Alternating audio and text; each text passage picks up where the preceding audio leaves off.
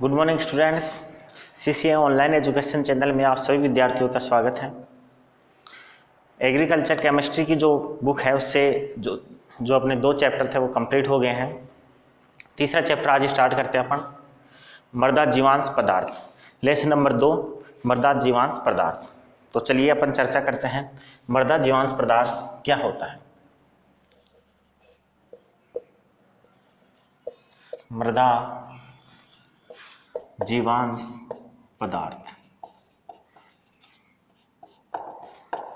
देखो बच्चों, मृदा के अंदर जो जीवांश पदार्थ पाए जाते हैं, जीवांश का मतलब होता है जीवों का जो अंश होता है, सजीवों का जो अंश पाए जाते हैं, उससे ही अपन मृदा जीवांश पदार्थ के नाम से जानते हैं।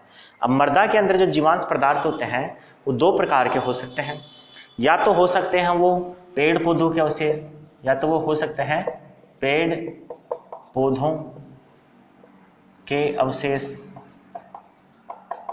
या फिर हो सकते हैं वो सजीव, या फिर वो हो सकते हैं सजीवों के अवशेष या अपशिष्ट।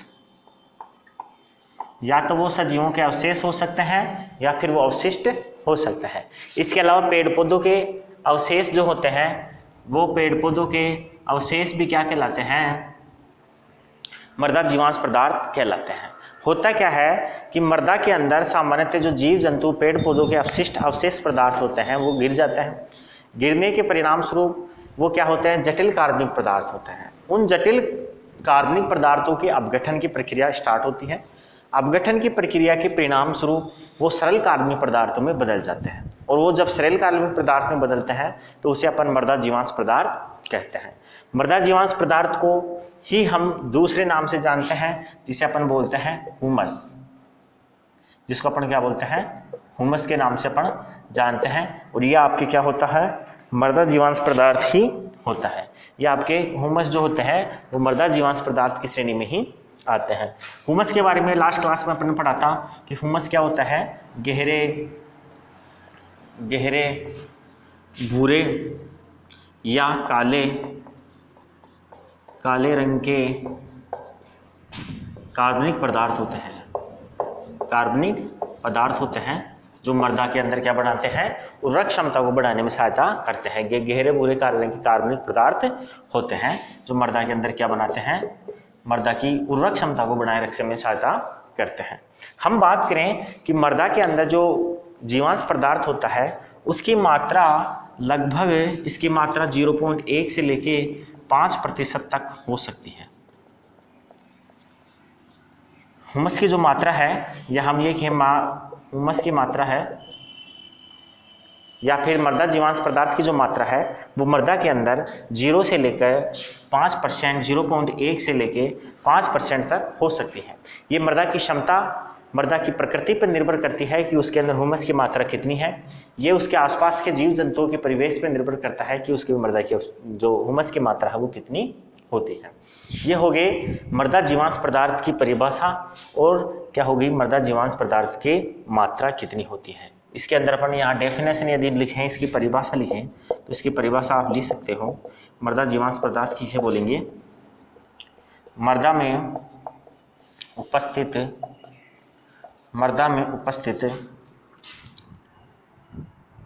उपस्थित पेड़ पौधों व जीव जंतुओं के अपशिष्ट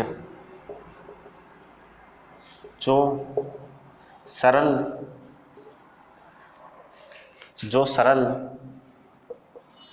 कार्बनिक पदार्थ में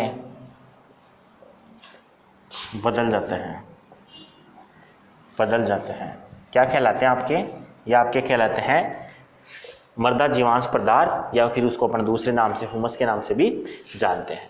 अब अपन चर्चा करते हैं कि जो मृदा जीवांश पदार्थ है इसकी उत्पत्ति मृदा के अंदर होती कैसे है, मृदा में इसका निर्माण कहाँ से होता है, किस प्रकार से ये बनते हैं, इसके बारे में अपन चर्चा करते हैं थोड़ी। तो अगला टॉपिक है मृदा जीवांश पदार्थ के स्रोत। मृदा जीवांश पदार्थ के स्रोत। देखो मृदा जीवांश पदार्थ की प्रकृति के अंदर जो स्रोत हैं वो दो प्रकार के स्रोत हैं अपने, एक है पेड़ पौधे और दूसरे हैं जीव जंतु। पेड़ पौधे और जीव जंतु जो होते हैं वो मृदा के अंदर मृदा जीवांश पदार्थ को की मात्रा को बढ़ाए रखने में सहायता करते हैं। तो अपन यहाँ लिखते हैं एक नंबर पे ये दो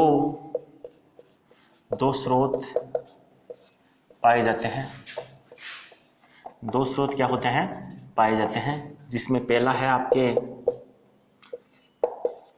पादप स्रोत। पादप स्रोत का मतलब आपको पता है कि ये पेड़ पौधों से प्राप्त होते हैं, वो पादप स्रोतों की श्रेणी में आते हैं। ये दो प्रकार के होते हैं पादप स्रोत में, एक होता है पेड़ पौधों के अपशिष्ट, पेड़ पौधों के अपशिष्ट।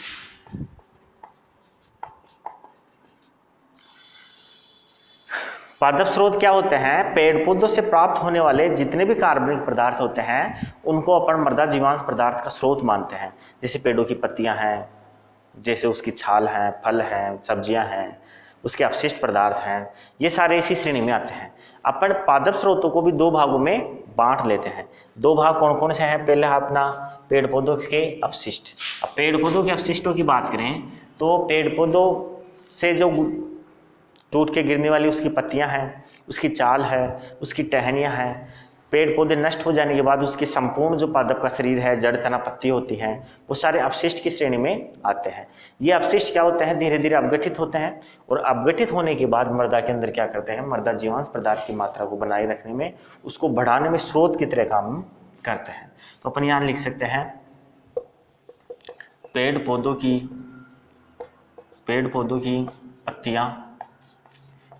की पत्तियां, फलों के छिलके, सब्जियों के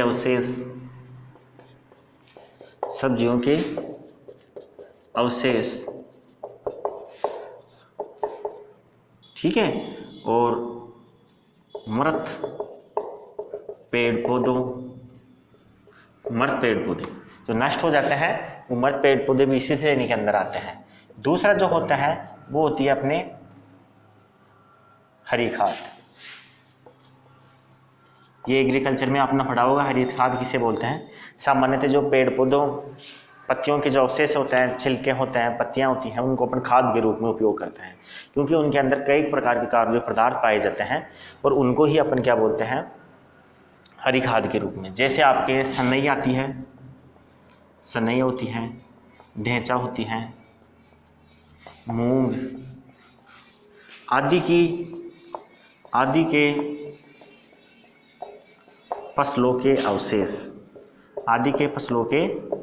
अवशेष जो होते हैं वो अवशेष हरी खाद की श्रेणी में आते हैं।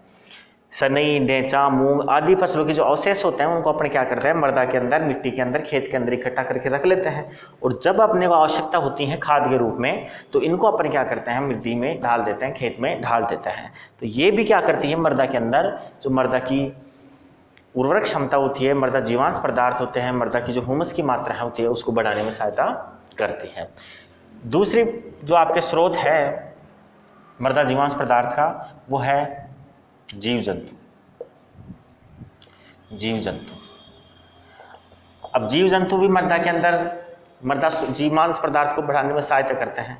अब कौन कौन से होते हैं इनके बारे में अगर हम बात करें तो मृदा के अंदर जो पेड़ पौधे होते हैं, जीव जंतु होते हैं, उनके अपशिष्ट, जीव जंतुओं के अपशिष्ट जैसे गोबर है, कंपोस्ट है,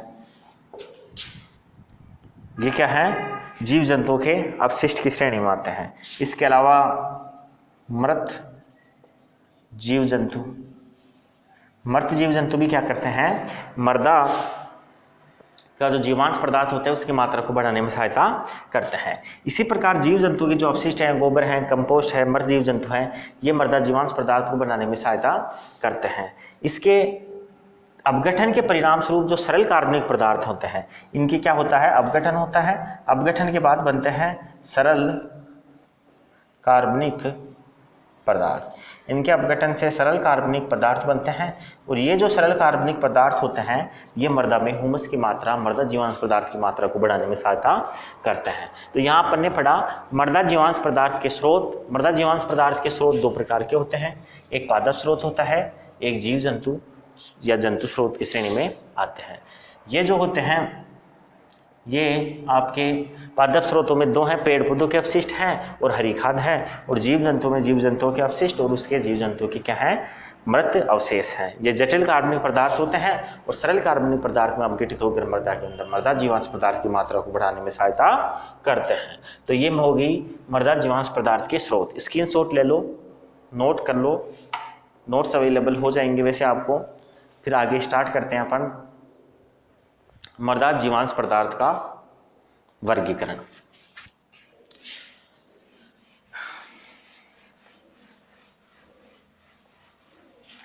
अपन पढ़ेंगे अब मृदा जीवांश पदार्थ का वर्गीकरण। किस किस रूप में मृदा जीवांश पदार्थ होते हैं वो पाए जाते हैं, उसका संगठन क्या होता है, कौन कौन से कार्बनिक रूपों में ये पाए जाते हैं, उसके बारे में अपन बात करें। तो यहाँ लिखते हैं अपन मृदा जीवांश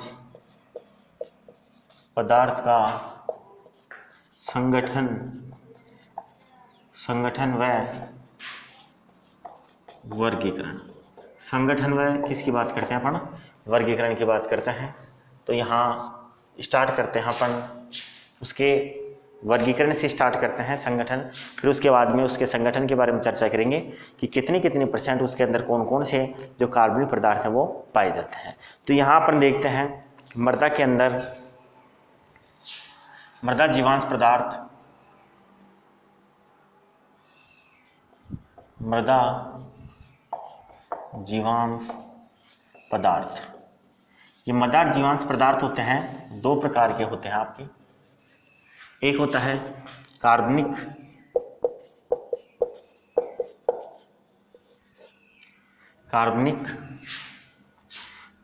और दूसरा होता है अकार्बनिक।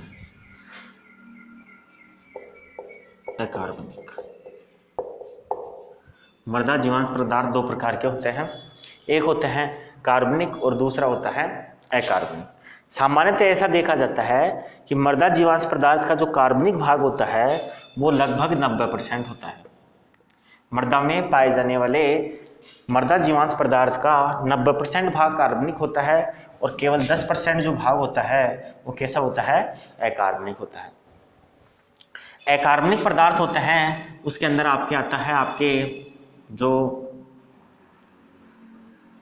कैल्शियम है, मैग्नीशियम है, सल्फर है, मैग्नीज है, कॉपर है, जिंक है, ये जो हैं ये आपके अकार्बनिक मृदा जीवांश पदार्थ की श्रेणी में आते हैं। कार्बनिक मृदा जीवांश पदार्थ की बात करें अपन तो ये 90% होते हैं और ये दो प्रकार के होते हैं। कार्बनिक होते हैं वो दो प्रकार के होते हैं, एक होता है आपके नत्रजन युक्त। देखो बच्चों ध्यान रखना, एग्रीकल्चर में जो नाइट्रोजन होती है उस नाइट्रोजन को अपन नत्रजन के रूप में बोलते हैं। तो आप ध्यान रखना ये नाइट्रोजन युक्त हैं या फिर नाइट्रोजन युक्त हैं। तो आप यहाँ नाइट्रोजन युक्त लिख लो, बाकी ध्यान रखना नत्रजन भी यही होता है। तो नाइट्रोजन युक्त हो गए। और दूसरे प्रकार के जो कार्बनिक पदार्थ होते हैं वो आपके होते हैं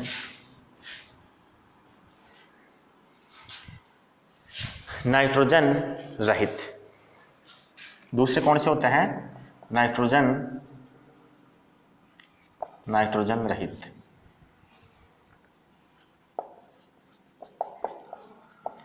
दो प्रकार के होते हैं आपके, एक होता है नाइट्रोजन युक्त और दूसरा होता है नाइट्रोजन रहित प्रकार के कार्बनिक पदार्थ। अब जो नाइट्रोजन युक्त कार्बनिक पदार्थ होते हैं वो खुद दो प्रकार के होते हैं। नाइट्रोजन युक्त जो होते हैं वो कितने प्रकार के होते हैं, दो प्रकार के होते हैं। अपन पहले इसकी बात करते हैं, ये दो प्रकार के होते हैं। पहला जो इसका प्रकार है वो है आपके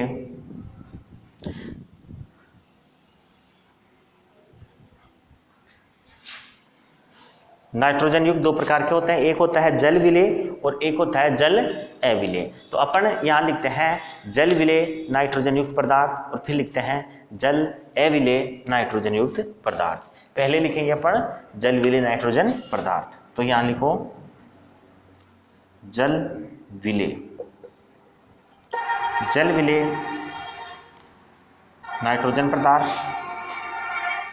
और दूसरे होता है जल अविलेय।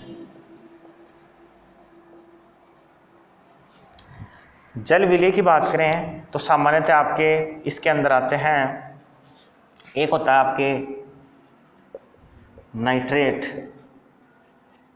एक होता है आपके एमाइड, एक होता है आपके एमिनो अम्ल, एमिनो अम्ल। जल विलेय के अंदर आपके होते हैं नाइट्रेट, एमाइड और एमिनो अम्ल। और जल अविलेय की अगर हम बात करें तो जल अविलेय की श्रेणी में आते हैं आपके प्रोटीन और पेप्टाइड। प्रोटीन और जो पेप्टाइड होते हैं वो आपके जल अविलेय नाइट्रोजन युक्त पदार्थों की श्रेणी में आते हैं। कार्बनिक 90%, 2 भाग नाइट्रोजन युक्त और नाइट्रोजन रहित। नाइट्रोजन युक्त होते हैं वो 2 प्रकार के, जल विलेय और जल अविलेय। जल विलेय में नाइट्रेट, एमाइड और एमिनो अम्ल होते हैं और जल अविलेय के में प्रोटीन और पेप्टाइड सम्मिलित होते हैं। अब नाइट्रोजन रहित की बात करें तो ये 3 प्रकार के होते हैं। नाइट्रोजन रहित की अगर हम बात करें तो ये 3 प्रकार के होते हैं। इसको अपन यहाँ नोट करते हैं 3 प्रकार के कौन कौन से होते हैं।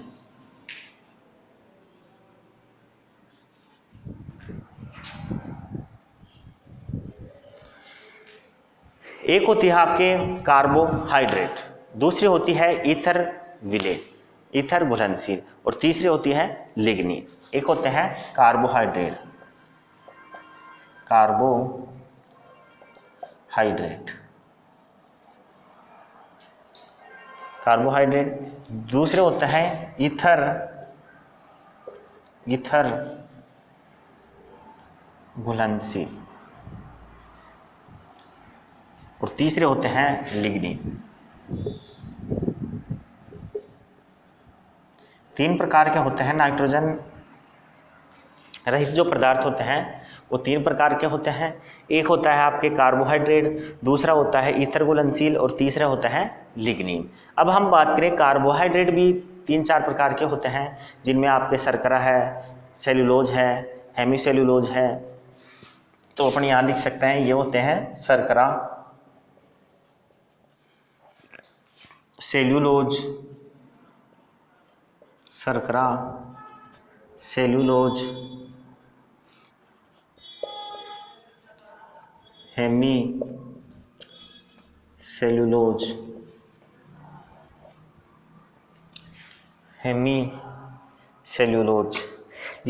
ये क्या है? कार्बोहाइड्रेट है। ईथर घुलनशील की बात करें तो ये 2 प्रकार के होते हैं। एक होती है वसा और दूसरी होती है वसीय अम्ल। एक तो होती है आपके वसा और दूसरी होती है वसीय अम्ल या फिर वसीय यौगिक भी इनको अपन बोलते हैं। लिग्निन एक ही होती है बस। अब अपन यहाँ देख सकते हैं, इनको एक बार रिवाइज करके देखते हैं। मृदा जीवांश पदार्थ का वर्गीकरण देखिए अपन, तो मृदा जीवांश पदार्थ के अंदर कार्बनिक व अकार्बनिक 2 प्रकार के होते हैं। कार्बनिक मृदा जीवांश, कार्बनिक मृदा जीवांश जो होते हैं वो 90% होते हैं, और अकार्बनिक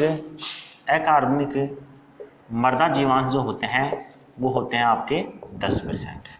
अकार्बनिक मृदा जीवांश पदार्थ जो होते हैं उनमें calcium, magnesium, sulphur, manganese, copper, zinc आदि कुछ जो धात्विक तत्व होते हैं, पोषक तत्वों की श्रेणी के, वो अकार्बनिक मृदा जीवांश पदार्थ में सम्मिलित होते हैं, जिनकी मात्रा 10% होती है। 90% आपके कार्बनिक मृदा जीवांश पदार्थ होते हैं जो 2 प्रकार के होते हैं। एक होता है नाइट्रोजन युक्त और दूसरा होता है नाइट्रोजन रहित। नाइट्रोजन युक्त की बात करें तो ये नाइट्रोजन युक्त 2 प्रकार के होते हैं। एक होता है जल विलेय और दूसरे होते हैं जल अविलेय की श्रेणी। जल विलेय की अगर हम बात करें तो नाइट्रेट, एमाइड, एमिनो अम्ल ये जो है ये क्या है, इसके जल विलेय नाइट्रोजन युक्त कार्बनिक मृदा जीवांश पदार्थ हैं। इसके अलावा प्रोटीन और पेप्टाइड जो हैं ये जल अविलेय नाइट्रोजन युक्त कार्बनिक मृदा जीवांश पदार्थ हैं। दूसरी बात करें अपने नाइट्रोजन रहित मृदा जीवांश पदार्थ की, तो ये 3 प्रकार के होते हैं। एक होता है कार्बोहाइड्रेट, ईथर घुलनशील और लिग्निन। कार्बोहाइड्रेट के अंदर आते हैं आपके शर्करा, सेल्यूलोज, हेमीसेल्यूलोज। ईथर घुलनशील के अंदर वसा, वसीय अम्ल और कुछ यौगिक समवसीय अम्ल या यौगिक जो होते हैं वो किस में होते हैं आपके ईथर घुलनशील में। और लिग्निन जो होता है वो आपके एक ही प्रकार है नाइट्रोजन रहित का। तो ये हो गया आपके मृदा जीवांश पदार्थ का वर्गीकरण। स्क्रीनशॉट लेके इसको नोट कर लेना। इसके बाद अपन पढ़ेंगे संगठन।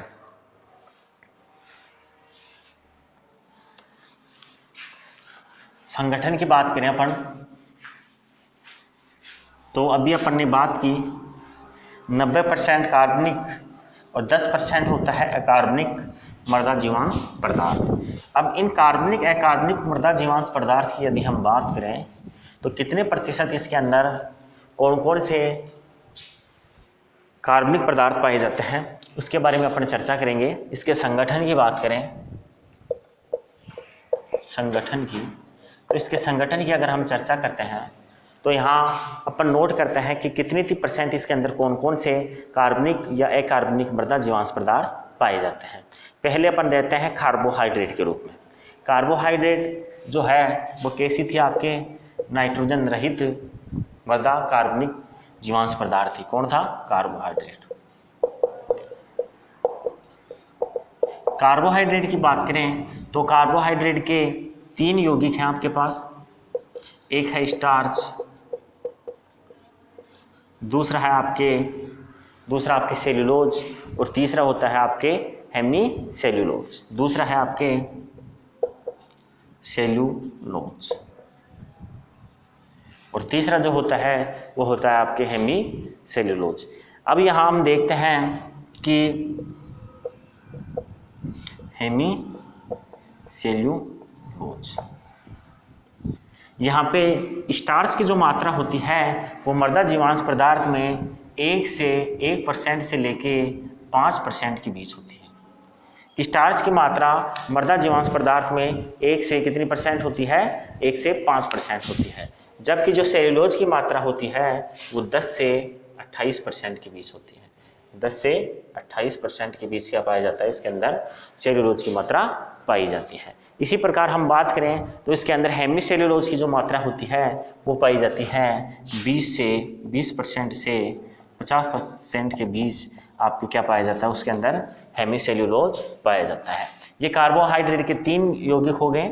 अब हम पढ़ते हैं नेक्स्ट, जो मृदा के अंदर पाए जाने वाले कार्बनिक पदार्थ होते हैं वो होते हैं वसा या फिर वसीय अम्ल। वसा या वसीय अम्ल, वसा या वसीय अम्ल होते हैं। और फिर इसके बाद होते हैं आपके लिग्निन।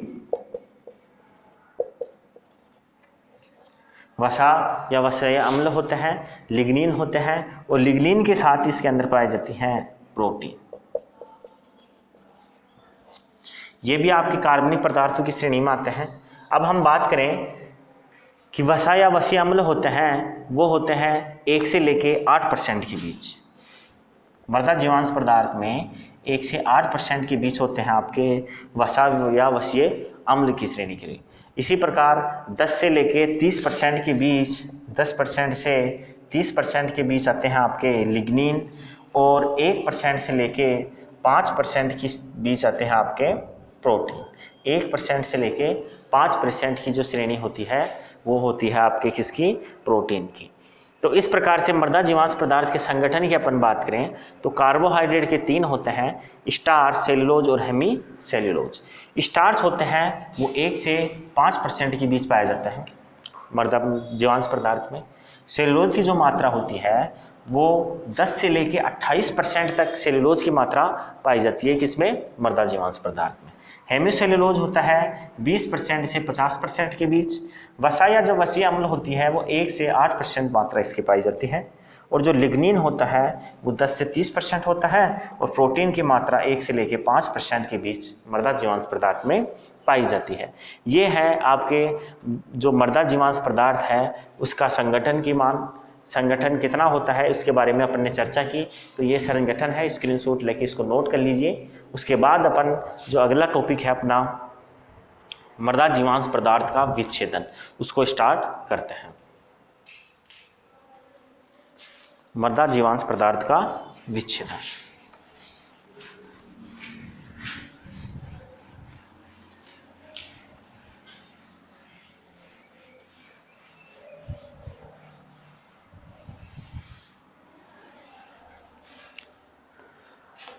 अगला अपना टॉपिक है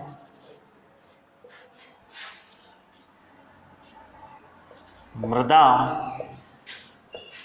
जीवांश पदार्थ का विच्छेदन। विच्छेदन को इंग्लिश में बोलते हैं डीकम्पोजिशन, हिंदी में इसका एक और समानार्थी शब्द है उसको बोलते हैं अपघटन।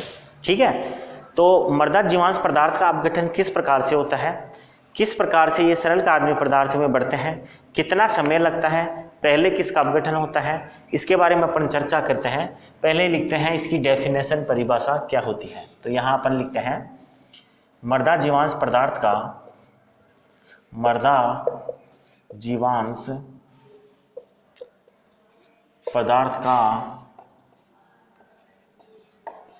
जटिल कार्बनिक पदार्थ को सरल कार्बनिक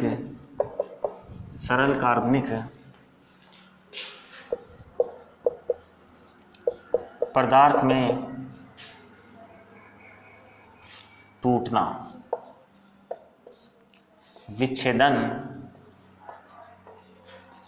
अपघटन या अपघटन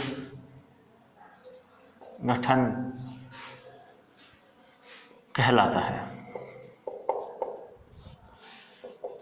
जो मृदा जीवांश पदार्थ होते हैं उन मृदा जीवांश पदार्थों के जटिल कार्बनिक पदार्थों का सरल कार्बनिक पदार्थों में टूटने की जो प्रोसेस होती है, टूटने की जो प्रक्रिया होती है, उसी प्रक्रिया को अपन विच्छेदन या फिर क्या कहते हैं, अपघटन कहते हैं। इसके बारे में अपन बात करें तो अपघटन की जो प्रक्रिया होती है वो कुछ कारकों के द्वारा नियंत्रित होती है। सामान्यतः यदि हम बात करें यहाँ पे तो मृदा के अंदर उपस्थित जो सूक्ष्म जीव होते हैं, आपके साइनोबैक्टीरिया होता है, बैक्टीरिया होते हैं, ये क्या करते हैं कि मृदा में उपस्थित जो मृदा जीवांश पदार्थ हैं उनके अपघटन में सहायता करते हैं। तो अपन यहाँ लिख सकते हैं कि इनके विच्छेदन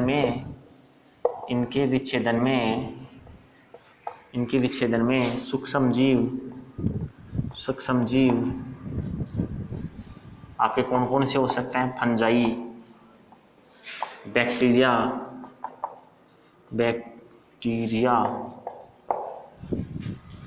और आपके हैं साइनोबैक्टीरिया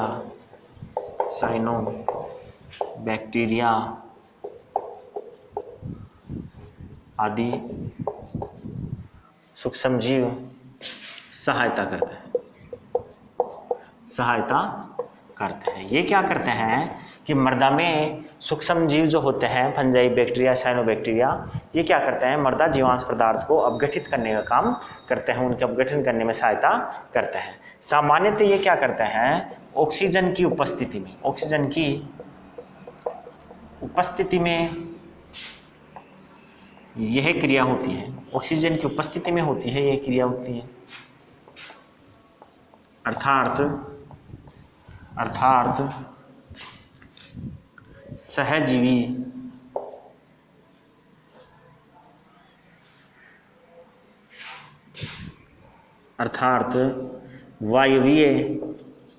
वायवीय किण्वन होता है।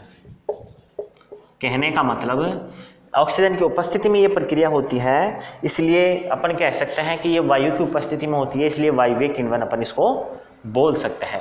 ये जो प्रोसेस होती है, ये प्रोसेस प्रारंभ में तो तेज गति से होती है, लेकिन धीमे धीमे जैसे जैसे समय गुजरता जाता है इस प्रोसेस की जो क्या जो समय होता है वो धीरे धीरे क्या होता जाता है, बढ़ता जाता है। हम कहें कि प्रारंभ तो जो कार्बनिक पदार्थ हैं उन कार्बनिक पदार्थों के अपघटन की प्रक्रिया तो प्रारंभ शीघ्र हो जाती है, लेकिन उस प्रक्रिया को समाप्त होने में बहुत अधिक समय लगता है, बहुत लंबी चलने वाली प्रोसेस होती है ये। इसलिए स्टार्ट तो शुरू हो जाएगी तो बहुत जल्दी हो जाएगी। जैसे ही जीवांश पदार्थ होते हैं, अपशिष्ट पदार्थ होते हैं, पेड़ पौधों के अपशिष्ट होते हैं, जैसे ही मिट्टी में जाते हैं तो 1-2 दिन के अंदर उसके अपघटन की प्रोसेस प्रारंभ हो जाती है। लेकिन इनके जो अंतिम चरण तक पहुंचने की प्रक्रिया होती है, समाप्त होकर पूर्ण रूप से मृदा जीवांश पदार्थ के बनने की जो प्रक्रिया होती है उसमें बहुत अधिक समय लग जाता है। तो अपन ये कहें कि यह प्रक्रिया प्रारंभ में शीघ्रता से होती है। प्रारंभ में यह प्रक्रिया शीघ्रता से होती है, किंतु बाद में यह प्रक्रिया धीमी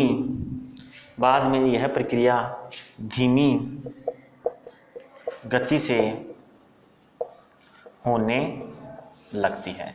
पहले तेजी से होती है और बाद में क्या होती है, ये धीमी गति से होने लगती है। कुछ एनवायरमेंटल फैक्टर भी होते हैं, वातावरणीय कारक भी होते हैं, जो क्या करते हैं, डिकम्पोजिशन की जो प्रोसेस होती है, मृदा विच्छेदन की जो क्रियाएं होती हैं, अपघटन की जो प्रक्रिया होती है, उसको प्रभावित करने का काम करते हैं।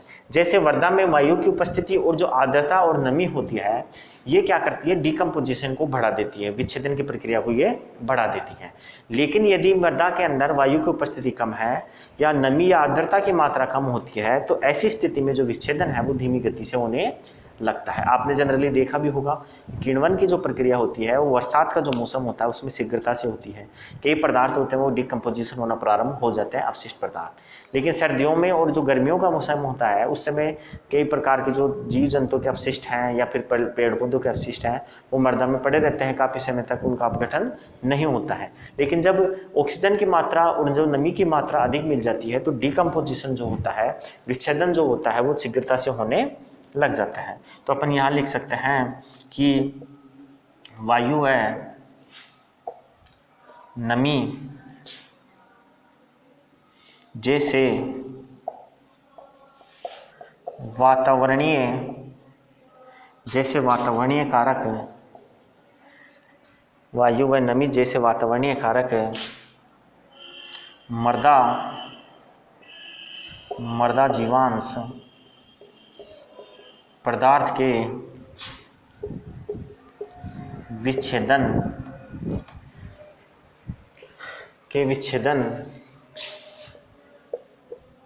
की क्रिया को बढ़ा देते हैं, ये इंक्रीज कर देते हैं।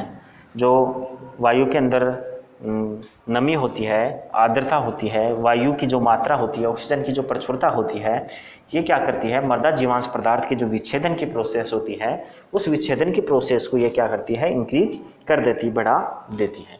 तो ये कुछ कारक हैं जो मृदा विच्छेदन क्या होता है उसको प्रभावित करने वाले कारक कौन कौन से हैं, किस प्रकार से इनको डिकम्पोजिशन ये होता है, इसके बारे में बताते हैं।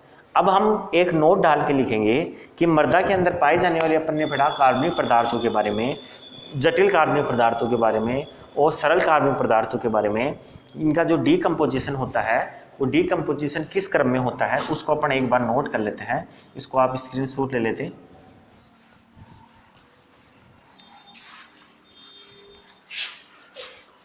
इनका जो क्रम होता है डिकम्पोजिशन का उसको आप नोट लगा के लिख लें एक बार।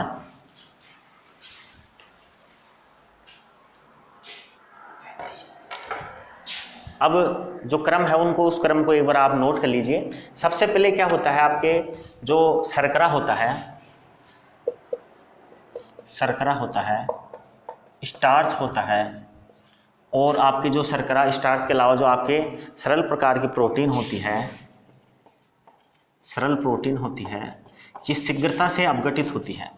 उसके बाद आपके जो क्रूड प्रोटीन जो होती है वो क्या होती है, डिकम्पोजिशन होना स्टार्ट होती है और इसके बाद आपके जो हेमीसेल्यूलोज है उसका डिकम्पोजिशन होता है, हेमीसेल्यूलोज है, और उसके बाद स्टार्ट होता है सेल्यूलोज का डिकम्पोजिशन, और उसके बाद होता है लिग्निन, उसके बाद होता है लिग्निन।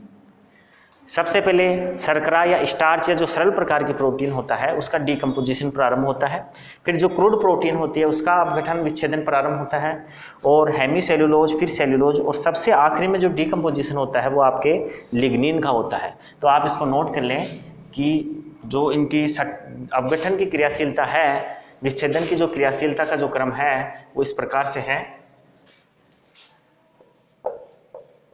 विच्छेदन की क्रियाशीलता